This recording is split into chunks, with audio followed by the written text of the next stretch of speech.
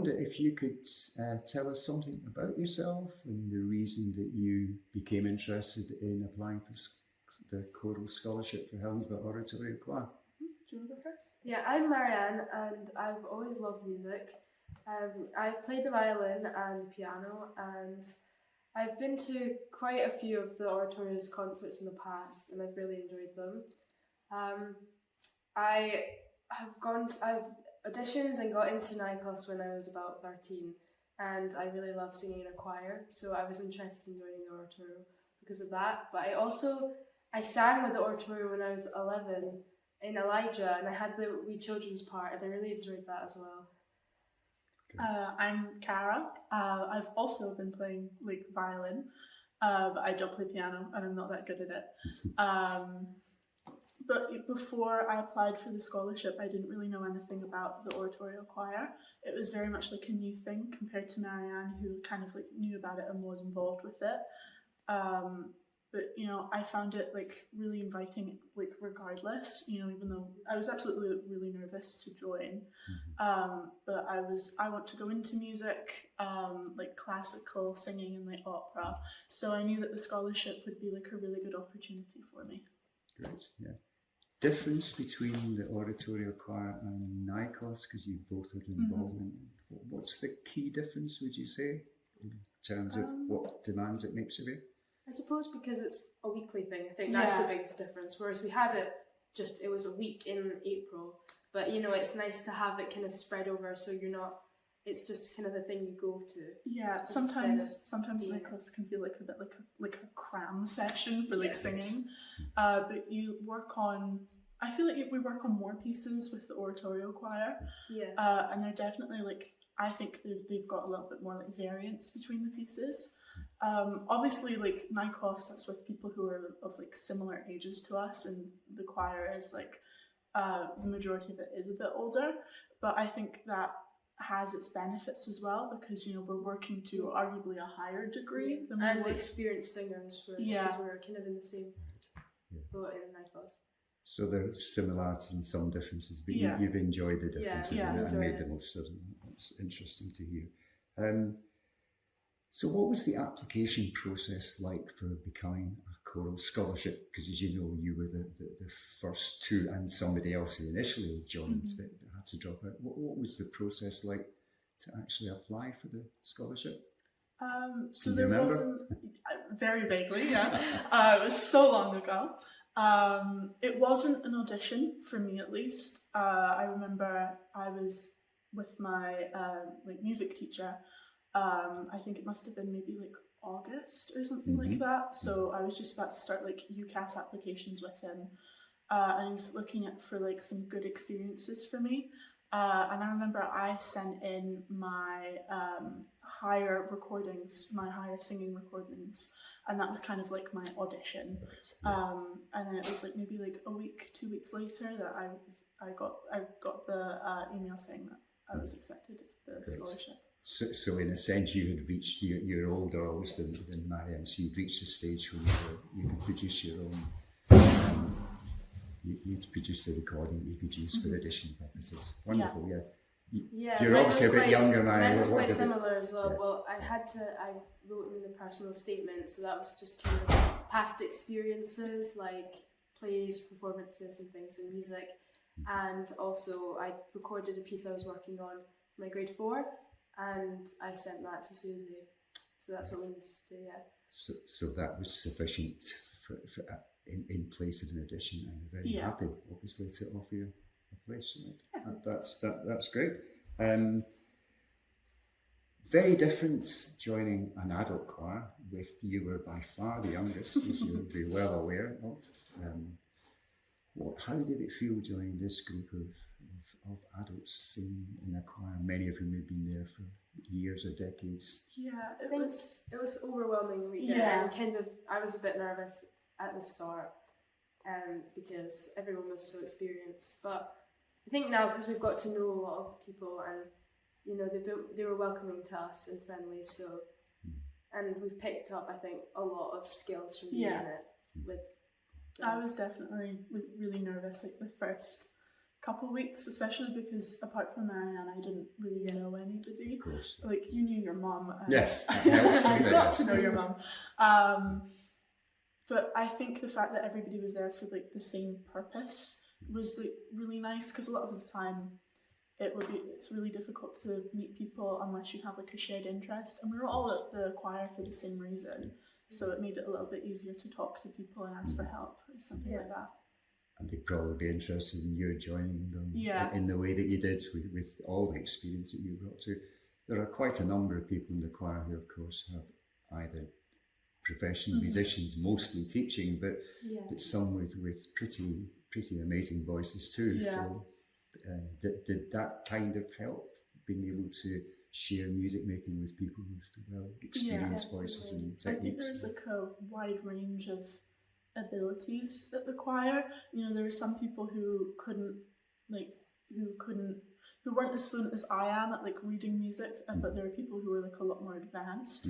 So I think there's definitely like a huge breadth of people with different abilities, but I think the choir caters to like more all abilities than just like a specific. Yes, you would be auditioned in the way that adults in the choir are not. They're heard at some point by the music director, but they're not auditioned or screened out, so you would start with that advantage, but you got the benefit of other people with a range of experiences too. I appreciate that you were both at school at the time, and still are, and you had a lot to juggle with NICOS and your work. How did you manage establishing the discipline to keep to your kind of commitment to attend regularly? How easy or difficult was that? I think it was quite challenging if I had a test maybe the next day to go to choir at night and then maybe go to bed later, but I think it was more beneficial in the sense that I was able to go out and refresh my brain and not think about it and not have the stress and then just go home again. I've enjoyed that, but I think when we did Calamity Jane, we had a bit of a clash because that was just coming up to the show. Yes. But apart from that, I haven't had really many difficulties going to choir, except from Yeah, I had my exams over the past maybe like month, but I think just because I've never been really good at I'm consistently working. I'm very much more of like a cramming sort of person, but despite that, I still managed to make the time to come to choir when I'd had like an exam the day of or was going to have an exam the next day, because I think it was just never easy. No. But I think like Marianne was saying, it is really nice to have a break. You know, a lot of the other extracurriculars I do as well, they all say, oh, you need to have maybe an hour, 2 hours every night where you're not doing anything, so you can like take a break from the stress and stuff like that. So in many ways, it was a great opportunity to do so. We enjoy it and we found it just relaxing and really nice. Great. Okay. This is not your first time. You've obviously worked with professional musicians both in the school and in NICOS, but perhaps the first time you encounter musicians who worked in one as a repetitor or accompanist, and actually musical director Susie, who works with Scottish Opera. How did it feel working with both the conductor and accompanist? I think I was really amazed by Susie. I think she's really good. And just learning about what a conductor kind of wants, and learning about listening to the conductor and all, that's really important. But I think she's really good and inspiring, and so is Duncan. He's an amazing accompanist. The best, yes. Yeah, so amazing. As Susie says, and the just best. So amazing at just coming in to wherever Susie asks and just playing it and funny. Yeah, and they have that sort of like prestige around them, but they're also like really easygoing and like you can ask questions. I mean, I remember I asked my first question maybe in like early December, and I was kind of like a little shaky about it, but they were really nice and they will answer all of the questions that you have. And obviously I managed to get a solo it was just like 2 or 3 bars. So for maybe like 5-10 minutes I managed to work with just Duncan and Susie, And I actually found that really rewarding to see like one-to-one, just like how they work and how efficient they are, which I think was really, like, I'm really grateful for that. And also, like, I saw Susie in Carmen, which is what she's currently doing.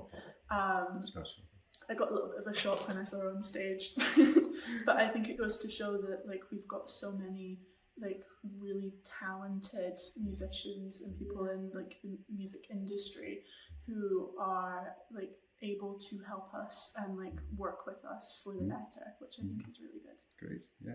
So a big benefit there. Just ask you about your future plans. Maybe start with yourself. You're obviously at a different stage. Do you want to just explain what your future consists of, or what your plans are for your future? So I'm going to university next year in September, and over the past year I've been auditioning to like different conservatoires in like the UK, and I've been accepted into the Royal Welsh College of Music and Drama for like classical singing. It's a 4-year course, and I don't think without a lot of the skills given to me by the choir that I would have necessarily like gotten that. Like sight singing is something that I've always found really difficult in music. I don't know why. I find it really easy on the violin, but with singing it's just different. Yeah. But you know, because of the amount of different pieces that we're doing, most of them, maybe all of them, I've never seen before. So I am like sight reading them in rehearsals. And although sight reading didn't come up in any of my auditions, I was confident that if it was to come up, I'd be really good at it. So it gave me more of like a confidence and like appreciation of music in my auditions for the conservatoires, which I think showed through and gave me a little bit of an edge that maybe the others didn't. So a bit of a launch pad, being part of the choir is a useful launch pad for you applying and being successful and being offered a place very competitive, very difficult to get into any conservatoire. A lot of the soloists that we've worked with the choir went to the same conservatoire that I'm about to go to. So it was nice to know that like that's kind of what I'd be looking at career-wise, and also like to hear their point of view about the conservatoires as well was really nice. Great. Different stage obviously. Yes. Music in your future career or interest? Or? I'm thinking about it. I mean, I'm just going into S5, so I'm 16 and I'm not really sure what I want to do. But I'm hoping next year maybe I'll be able to audition and join NICOS, so the main choir, like Karen, because you're doing that this summer, and maybe try NIOS, so that's the youth orchestra. But I'm considering it, but I still don't know. I think it's interesting, and I'd love to do what you're doing. Yes. Best at your stage and age, maybe to keep all your options open. Yeah, keeping my options open. But still, I like coming to the choir and doing things like that to get more experience. Okay, thanks. Anything about your experience in choir? Anything else you'd like to add about being a choral scholar we haven't covered, or anything spring to mind? I think it's given like, I know for instance my my mum, she like really likes classical music, but when I got the scholarship, this was like kind of the first time that she'd gone to like a lot of the choir's like concerts. So I think that it was a really good opportunity to bring people in like my sphere and like my like friendship groups and like family and stuff like that into, you know, a little bit of like my world.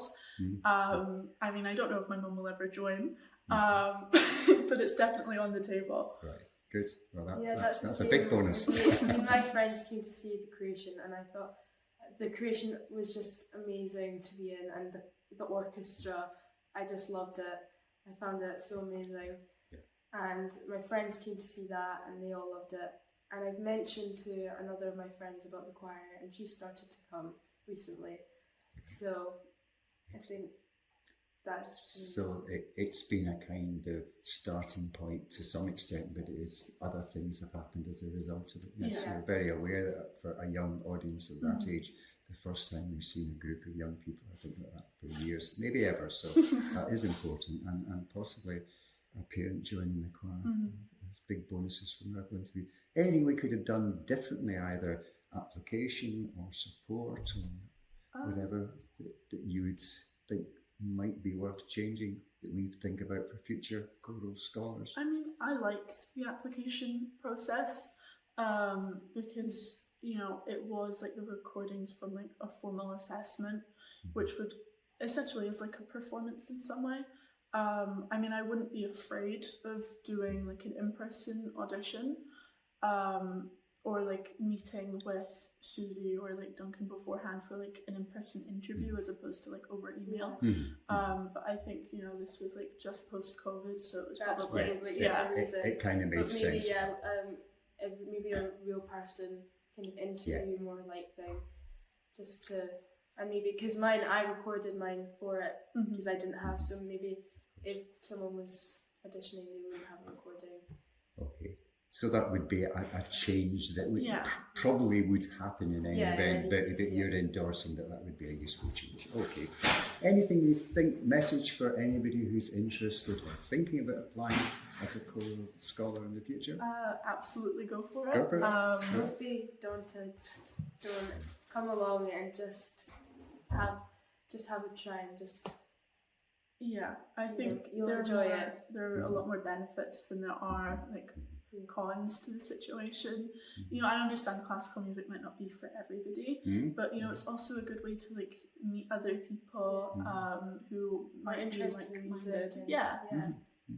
And introduce your friends to it, and it kind of spirals out in ways you maybe. Because I don't know about you, but I've made so many friends through going to choir and, you know, going to the HOC. It's a great way to make friends if you are into music. Okay.